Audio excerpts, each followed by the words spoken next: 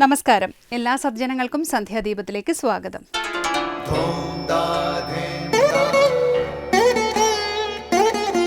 ശുഭം ഭവതു കല്യാണമായുസാരോഗ്യവർദ്ധനം സർവദുഃഖ വിനാശായ സന്ധ്യാദീപം നമോസ്തുതേ.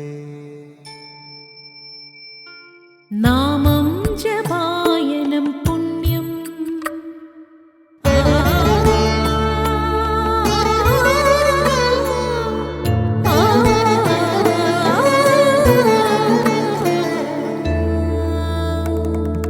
നാമം ജപായനം പുണ്യം നിരുപമദീപാങ്കുരം പോലെ സ്വരശ്രുതിലയവരമതുലം ദീവാങ്കണം മോക്ഷസംഗീതസാരം നീളും വഴിത്താരയിൽ ജീവതാരം മന്ത്രാലാപം മായാവിൻ നിൻ പ്രസാദം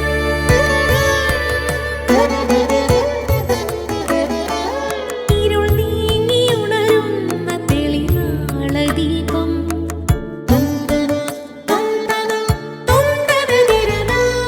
ഇരുൾ നീങ്ങിയുണരുന്ന തെളിനാളദീപം പ്രണവാമൃതം ചൊരിയുന്ന ദീപം ദീപം ദീപം ദീപം ദീപം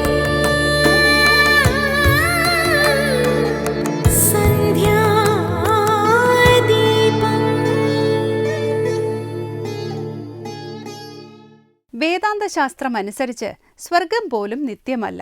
ആത്മാവ് അഥവാ ഈശ്വരൻ മാത്രമാണ് നിത്യം. സ്വർഗാദി ലോകങ്ങൾക്ക് മർത്യലോകത്തെ അപേക്ഷിച്ച് കൂടുതൽ സ്ഥായിത്വമുണ്ടെങ്കിലും അവയും കാലത്തിന് അധീനമാണ് എന്ന് മോക്ഷശാസ്ത്രങ്ങൾ വ്യക്തമാക്കുന്നു. കഠോപനിഷത്തിൽ യമനോട് നചികേതസ് പറയുന്ന കാര്യങ്ങൾ ശ്രദ്ധിച്ചാൽ വിവേകത്തിനും വൈരാഗ്യത്തിനും ഉള്ള ഉത്തമ മാതൃക കാണാൻ കഴിയും. യമൻ സുദീർഘമായ സുഖങ്ങൾ നൽകുന്ന സ്വർഗം മുതലായവ നൽകാമെന്ന് പറഞ്ഞ് നചികേതസിനെ പ്രലോഭിപ്പിക്കാൻ ശ്രമിക്കുന്നു. പക്ഷേ വിവേകത്തിന്റെ തികവുള്ള നചികേതസ് അവയും കാലത്തിന്റെ പ്രവാഹത്തിൽ നശിക്കുന്നതറിഞ്ഞ് തിരസ്കരിക്കുന്നു. ഇത്തരം വിവേകമാണ് യഥാർത്ഥ വൈരാഗ്യമുണർത്തി ഒരുവനെ ആത്മലക്ഷ്യത്തിലേക്ക് നയിക്കുന്നത്. സാധനയുടെ അസ്ഥിവാരമാണ് ഇത്തരം വിവേകം. തുടർന്ന് ശ്രീ കാവാലം ശ്രീകുമാർ പ്രശ്നോത്തര രത്നമാലിക ആലപിക്കുന്നത് കേൾക്കാം.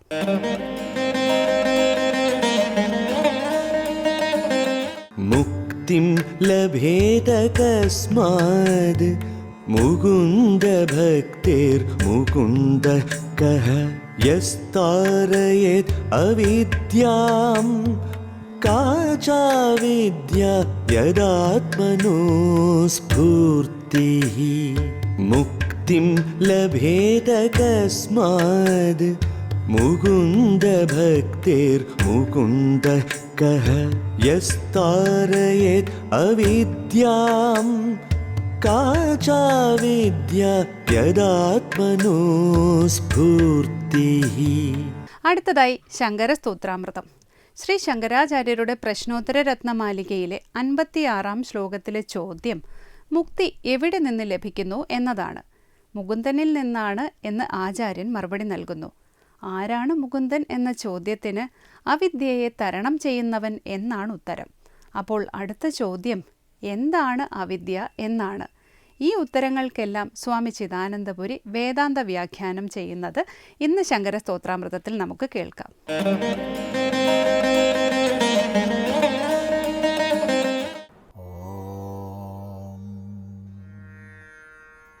ഗുരുർബ്രഹ്മാ ഗുരുർവിഷ്ണു ഗുരുർദേവോ മഹേശ്വരഃ ഗുരു സാക്ഷാത് പരം ബ്രഹ്മ തസ്മൈ ശ്രീ ഗുരവേ നമഃ.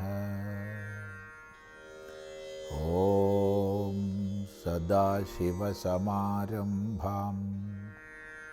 ശങ്കരാചാര്യമധ്യമാം അസ്മദാചാര്യപര്യന്താം വന്ദേ ഗുരുപരമ്പരാം. ശ്രീ ശങ്കരാചാര്യ കൃതികളിൽ പ്രശ്നോത്തര രത്നമാലികയിൽ 55 ശ്ലോകങ്ങളാണ് ശ്രദ്ധിച്ചത്. അവസാനം പറഞ്ഞു, എവിടെ നിന്നാണ് ജ്ഞാനം? മറുപടി, ശിവനിൽ നിന്നാണ് ജ്ഞാനം.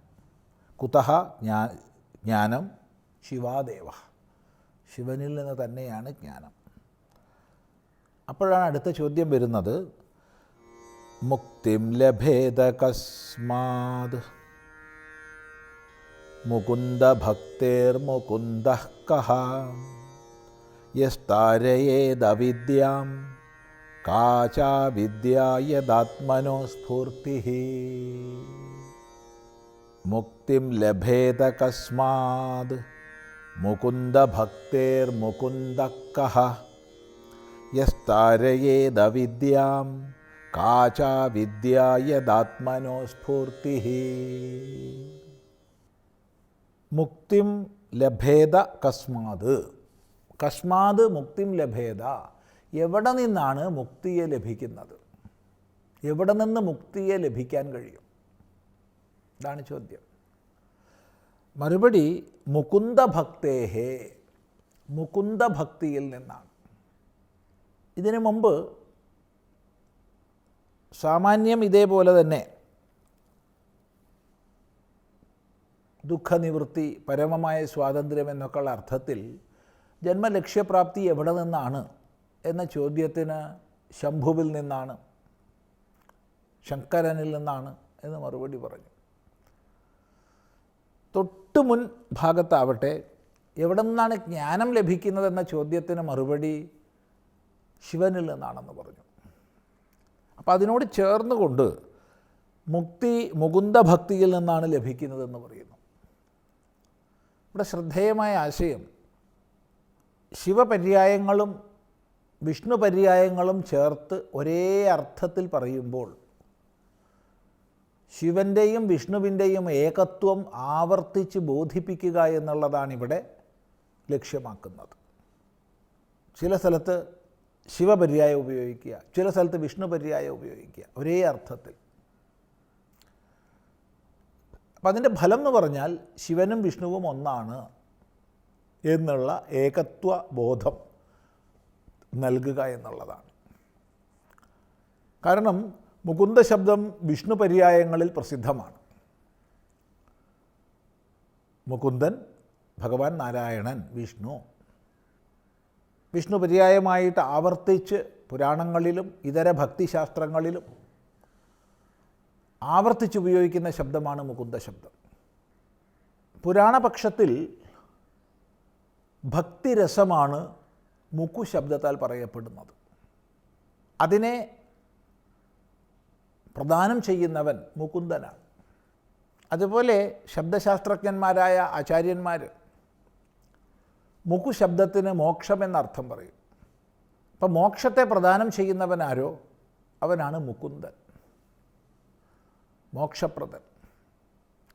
അപ്പം മോക്ഷപ്രദൻ എന്നുള്ള അർത്ഥത്തിലാണ് പദമെങ്കിലും പ്രയോഗം മുഴുവൻ വിഷ്ണുപരമായിട്ടാണ്. അപ്പോൾ വിഷ്ണു ഭക്തി കൊണ്ടാണ് മുക്തിയെ ലഭിക്കുന്നത്. അല്പം മുമ്പ് ശിവഭക്തി എന്ന് പറഞ്ഞു. അപ്പോൾ ശിവഭക്തിയും വിഷ്ണുഭക്തിയും ഒന്ന് തന്നെ എന്ന് എടുത്ത് കാണിക്കപ്പെടുകയാണ് ഇവിടെ ചെയ്യുന്നത്. അത് പ്രത്യേകം ശ്രദ്ധിക്കേണ്ടതാണ്. അപ്പോഴാണ് ചോദ്യം വരുന്നത്, മുകുന്ദഃ കഃ, ആരാണ് മുകുന്ദൻ? മുകുന്ദൻ ആര്? നേരത്തെ പറഞ്ഞു ഭക്തിരസത്തെ നൽകുന്നവൻ, മുക്തിയെ നൽകുന്നവൻ എന്നൊക്കെ. മഹാവിഷ്ണു. ഇവിടെ പറയുകയാണ് യസ് താരയേത് അവിദ്യാം, യാതൊരുവനാണോ അവിദ്യയെ തരണം ചെയ്യിപ്പിക്കുന്നത് അവനാണ് മുകുന്ദൻ. യസ് താരയേത് അവിദ്യ, അവിദ്യയെ, അജ്ഞാനത്തെ തരണം ചെയ്യിപ്പിക്കുന്നവനാണ് മുകുന്ദൻ. വ്യക്തമാണ്. ഉടനെ ചോദ്യം വരികയാണ്, കാച്ച അവിദ്യ, അവിദ്യ എന്താണ്? ആരാണ് അവിദ്യ? എന്താണ് അവിദ്യ? മറുപടി, യത് ആത്മനഃ അസ്ഫൂർത്തി, ആത്മാവിൻ്റെ സ്ഫൂർത്തിയില്ലായ്മയാണ് അവിദ്യ. ഞാൻ എന്നുള്ള ബോധം എല്ലാവർക്കും ഉണ്ട്. അവിടെ പണ്ഡിതനെന്നോ പാമരനെന്നോ വ്യത്യാസമില്ല, ദരിദ്രനെന്നോ ധനികനെന്നോ വ്യത്യാസമില്ല. പ്രദേശഭേദങ്ങളോ മതഭേദങ്ങളോ ലിംഗഭേദങ്ങളോ ഒന്നും അവിടെയില്ല. ഞാനെന്ന അറിവുണ്ടെന്ന് മാത്രമല്ല, എല്ലാവരും എല്ലായ്പ്പോഴും ഉപയോഗിക്കുന്ന ശബ്ദമാണ് ഞാൻ എന്നുള്ളത്. ഒരു മനുഷ്യൻ ഏറ്റവും അധികം പ്രാവശ്യം ഉപയോഗിക്കുന്ന ശബ്ദം ഞാൻ എന്നുള്ളതോ അതിൻ്റെ പര്യായങ്ങളോ ആയിരിക്കും. എന്നാൽ ആരാണ് ഞാൻ? ഇത് ചോദിച്ചാൽ എന്താ മറുപടി? ഞാനല്ല എന്ന് കൊച്ചുകുട്ടിക്ക് പോലും അറിയുന്ന ശരീരത്തെയോ അല്ലെങ്കിൽ ഇന്ദ്രിയ മനോബുദ്ധി സംഘാതങ്ങളെയൊക്കെ ആയിരിക്കും ഞാനെന്ന് പലപ്പോഴും ചൂണ്ടിക്കാണിക്കപ്പെടും. എന്നാൽ കൊച്ചുകുട്ടിക്ക് പോലും അതൊന്നും ഞാനല്ലെന്നും എൻ്റെ ഉപാധികളാണെന്നും അറിയാം. അപ്പോൾ എന്താണ് നമ്മുടെ വർത്തമാന സ്ഥിതി എന്ന് ചോദിച്ചാൽ, ഞാൻ എന്നുള്ള ശബ്ദവും അർത്ഥവുമാണ് ഏറ്റവും അധികം വിനിയോഗിക്കുന്നത് എങ്കിൽ പോലും ഞാൻ എന്നുള്ളത് പ്രകടമല്ല. ഈ ഞാൻ എന്നുള്ളതിൻ്റെ സ്ഫൂർത്തിയില്ലായ്മ, സ്ഫുരണമില്ലായ്മ, പ്രകാശമില്ലായ്മ, അതാണ് അവിദ്യ. കാച്ച അവിദ്യ. എന്താണ് അവിദ്യ എന്നാ ചോദ്യം. ആത്മാവിൻ്റെ സ്ഫൂർത്തി ഇല്ലായ്മയാണ്, സ്ഫുരണമില്ലായ്മയാണ് അവിദ്യ. ആത്മയാഥാത്മ്യം പ്രകാശിക്കായിക, അതിനാണ് അവിദ്യ എന്ന് പറയുന്നത്. അപ്പോൾ ആരാണ് അവിദ്യയെ തരണം ചെയ്യിപ്പിക്കുന്നത്? അവനാണ് മുകുന്ദൻ.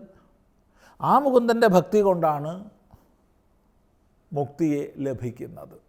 അപ്പോൾ അവിടെ പൂർണ്ണമായ അർത്ഥം വരികയാണ്. അവിദ്യാനാശകനാണ്, അവിദ്യാനാശം കൊണ്ടേ മുക്തിയുള്ളൂ എന്ന അർത്ഥങ്ങളെല്ലാം അവിടെ വന്നു കഴിഞ്ഞു. തുടർന്ന് നമുക്ക് അടുത്ത പ്രാവശ്യം ശ്രദ്ധിക്കാം.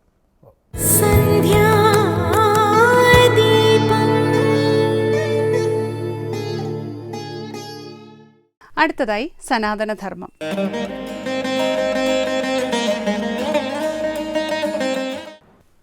ഓം നമോ ഭഗവതേ വാസുദേവായ. എല്ലാവർക്കും എൻ്റെ പ്രണാമം. ഇവിടെ നാരദൻ്റെ വാക്കുകൾ കേട്ടിട്ട് കംസന, അത് ശരി, അപ്പോൾ ഇവരെല്ലാം ദൈവാംശഭൂതരാണല്ലേ എന്ന് സ്വയം ആലോചിച്ചുകൊണ്ട് ക്രുദ്ധനായി തീർന്നു. ക്രോധം വന്നു കഴിഞ്ഞാൽ സ്വയം മറക്കുക എന്നുള്ളതുണ്ടല്ലോ. ഉടൻ തന്നെ ചെയ്ത എന്തൊക്കെ പ്രവൃത്തികളാണെന്ന് നോക്കുക. ദേവകീം വസുദേവം ച നിഗൃഹ്യ നികടൈർഗൃഹേ ജാതമഹൻപുത്രം തയോർ അജനശങ്കയ പറയുകയാണ്. ദേവകീം വസുദേവം ച, ദേവകിയെയും വസുദേവനെയും. അതുപോലെ തന്നെ നികിടൈഹി, ശൃംഖല കൊണ്ട് ഒരിടത്ത് അവരെ രണ്ടുപേരെയും കൂടെ ഒരിടത്ത് ഗൃഹേ, വീട്ടിൽ നിഗ്രഹിച്ചിട്ട് തയോഹു, അവർക്ക് ജാതമുണ്ടാകുന്ന പുത്രനെ അജനശങ്കയാ, അജനശങ്ക, വിഷ്ണു എന്ന ശങ്കയാൽ ഹനിച്ചു എന്നാണ് പറയുന്നത്. ഇവരെ രണ്ടുപേരെയും ബന്ധിച്ചിട്ടു. ഒരാൾക്ക് ദൈവികത കേൾക്കുമ്പോഴാണ് ക്രോധം വരിക. അപ്പോൾ അവരെ നമ്മൾ ഉപമിക്കേണ്ട വ്യക്തി ആരാന്ന് ഞാൻ പറയേണ്ടില്ല, നിങ്ങൾ കേട്ടുകൊണ്ടിരിക്കുകയാണ്. ഇച്ചിരി നേരം നാമം ജപിക്കാൻ പറഞ്ഞു കഴിഞ്ഞാൽ കേൾക്കില്ല.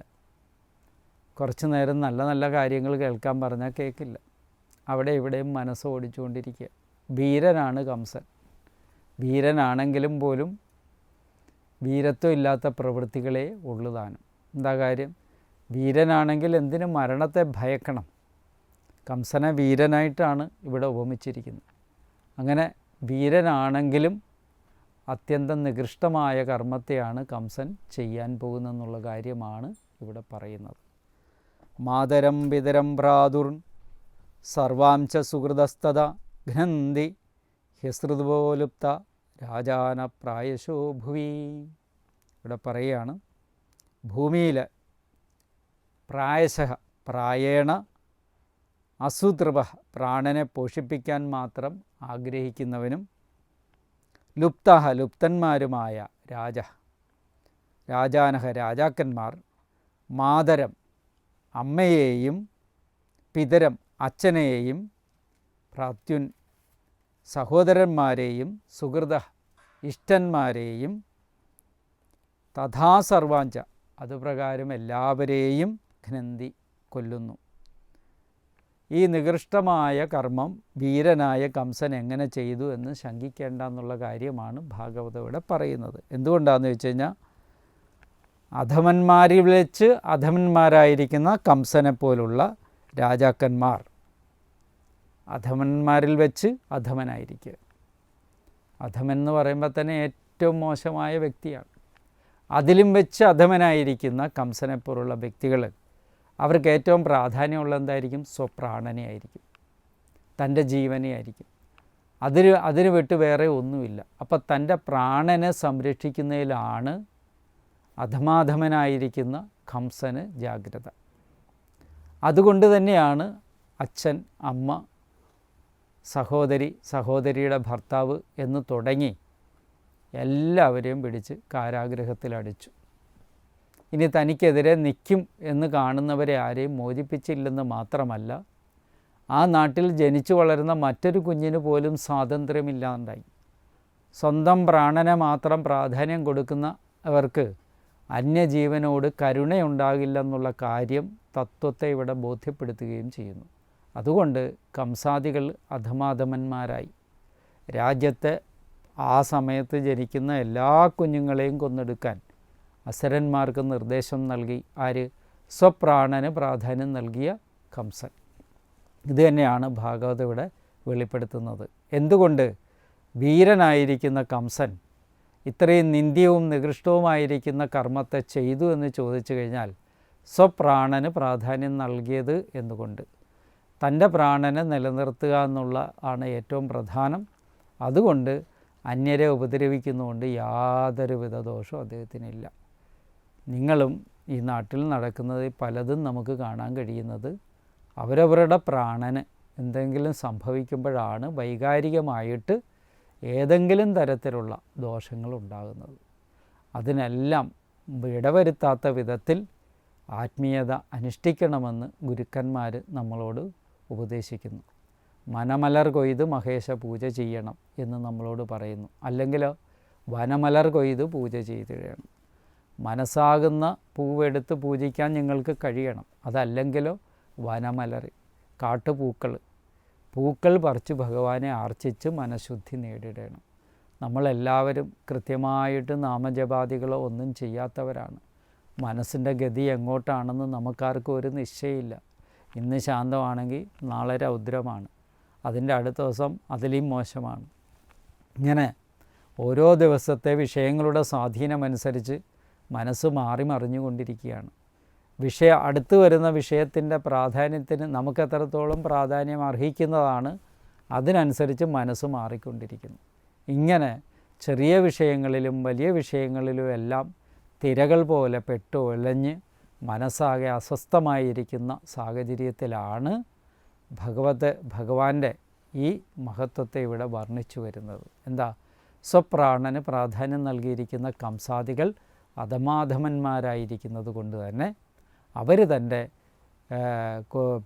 സഹോദരിയെന്നോ മാതാപിതാക്കളെന്നോ ഒന്നുമില്ലാതെ, ബഹുമാനമോ സ്നേഹമോ ആരോടും ദയയോ ഒന്നുമില്ലാതെ അത്യന്തം ക്രൂര സ്വഭാവത്തോടു കൂടി പ്രവർത്തിക്കുന്നവരായി അവർ ഭവിച്ചു. അതുതന്നെയാണ് ഭാഗവതം ഇവിടെ വെളിപ്പെടുത്തുന്നത്. അതുകൊണ്ട് എല്ലാവരുടെയും മനസ്സിൽ നന്മ നിറഞ്ഞ് രൗദ്രാദികളൊന്നും മനസ്സിൽ വരാതിരിക്കട്ടെ. രൗദ്രത്വം, അതായത് ക്രോധാവിഷ്ടമായ സ്വഭാവമൊന്നും വരാതിരിക്കട്ടെ. ശാന്തമായ സ്വഭാവത്തിലൂടെ ശാന്തമായ ജീവിതചര്യ നിങ്ങൾക്ക് പടുത്തുയർത്താനാവട്ടെ. ഈശ്വരകാരുണ്യം അതിനെപ്പോഴും ഉണ്ടാകട്ടെ എന്ന് പ്രാർത്ഥിക്കുന്നു. നമസ്കാരം.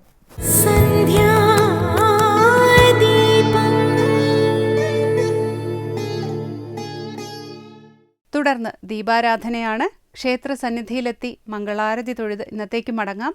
എല്ലാവർക്കും നമസ്കാരം.